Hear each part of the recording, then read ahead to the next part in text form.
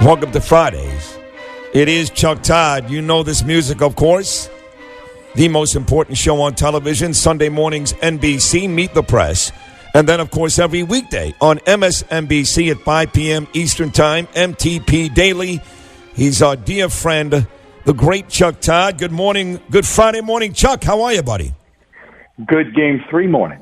It is a Game 3. I know. Look how excited you are. You're funny. You know, we are. And, I feel bad. The rest of the country doesn't care. They don't. I get it. It don't. I know. The ratings are terrible. Terrible. Of course, because it's not been.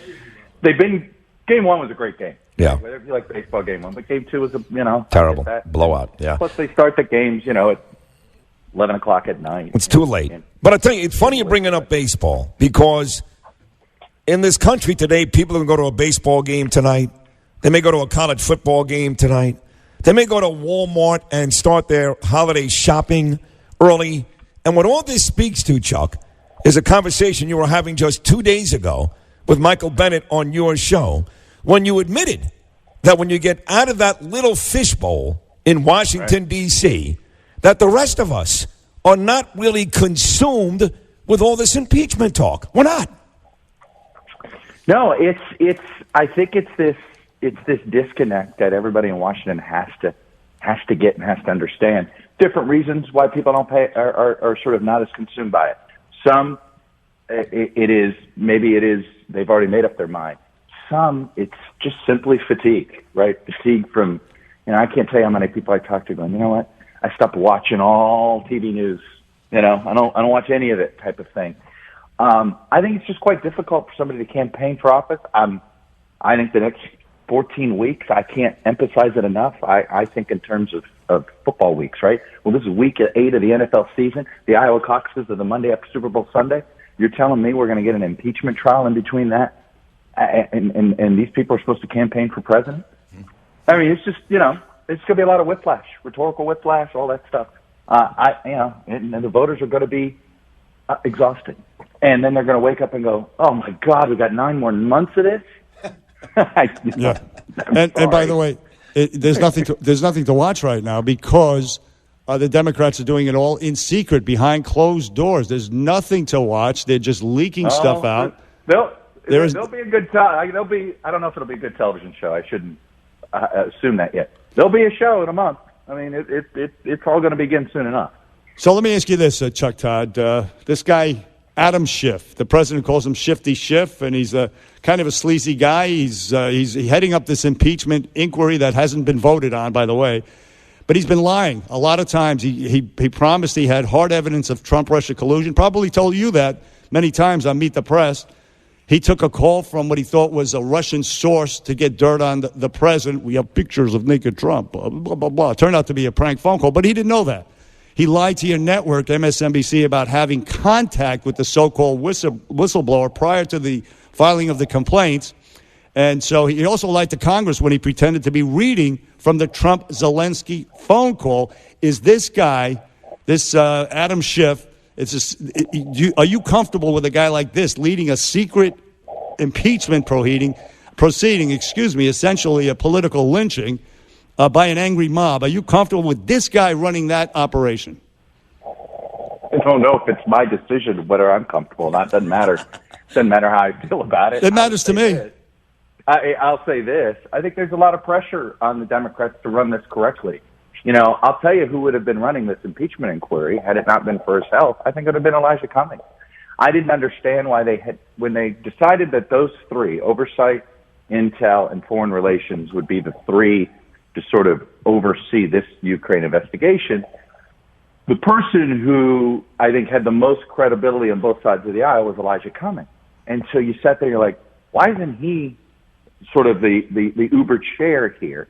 Now we know why, and we had heard quietly. I mean, he was very private about his health issues, but it was becoming obvious that he had some health issues. And I do think that I've been surprised that Nancy Pelosi hasn't named her own chair. I remember when John Boehner realized that he didn't want Darrell Issa to be the face of Benghazi, they basically went and plucked Trey Gowdy, right?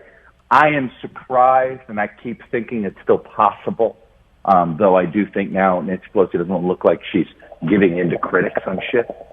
I am surprised they haven't made a decision like John Lewis is going to chair this, or more of an elder statesman, a senior statesman type in the party. Debbie I like Dingell, that. who's got friends on both sides of the aisle. I thought that's where this would head, sort of to take the sting out of these hits on Schiff, whether they're fair or not. And I'm not going to get into some of the way folks are going after him, but I have been surprised she hasn't put somebody else in. Maybe make Hakeem Jeffries. I'll take that as a yes. I am surprised they haven't found somebody else. All right, Chuck Todd, Meet the Press, joining us this morning. So Joe Biden goes and tells 60 Minutes that his kids will not have offices in the White House. And at that point, the reporter should have said, well, that's good because neither are you. He's now in fourth in Iowa. Mayor Pete Buttigieg making this really unpredictable late charge out of nowhere. He was left for dead and buried, right? I mean, the first debate, you had Biden, you had Kamala Harris on the come, you had Liz Warren. Here comes Mayor Pete. Why do you think that's the case? Did you? I know you catch my show. I don't know if you caught Tim Kaine the other day. I did. I asked him the following question. I said, is the current nominee running? And he was like, I think so. Yep. He said it in that, and I went, wow, that wasn't very definitive. And he sort of admitted that things are going to get wacky. Look, I just described to you this timeline. Let me give you more details. In January, let's say that's when the trial is. Elizabeth Warren and Bernie Sanders can't campaign in Iowa. This is a trial. You got to sit your butt in the seat in the Senate 6 days a week. Susan Collins talked about it hey, this is work. You don't staffers don't do this for you. You have to sit there and do it. You don't even, you can't go to a staffer to come up with a question. You have to submit your question. It's sort of it's an archaic process. It's going to make us feel like we went back to the 19th century. But the point is, I think this is going to scramble a lot of things. And all of a sudden, Pete Buttigieg, by the way, he doesn't have to sit. He's not a sitting senator. Joe Biden's not a sitting senator. So in the month of January, 3 weeks before the Iowa caucuses, those two will be able to campaign all they want. Amy Klobuchar, Cory Booker, Bernie Sanders, Elizabeth Warren, Michael Bennet, they have to do their day job. So, you heard that Hillary Clinton, it's not at zero. I think every Democrat in the Senate would say it better be at zero. You've heard John Kerry sort of start to say to himself, I should be running. Michael Bloomberg is desperate to run, but he's a bit pragmatic about it. He hasn't found a way to win. So the chatter's out there, the hand-wringing's out there, and I think it explains why Buttigieg is suddenly the backup plan among Democrats that are fearful of Warren. He's suddenly, I think, become the backup plan unless there's some outsider to turn to. Yes, and of course the deadline's approaching fast to get on ballots. It doesn't look like there's going to be a Hillary or a Bloomberg. I think we're 3 weeks away from the New Hampshire primary filing deadline. Yes, so, exactly. Yeah, you're absolutely right. And Biden will not drop out by then, which is what they're waiting for. So let me ask you this question, Chuck. I hate, of course, when white people play the race card against other white people when race is not even an issue. Now, the Republicans, they stormed down to Adam Schiff's basement, that little deposition he was having with some bureaucrat, whatever.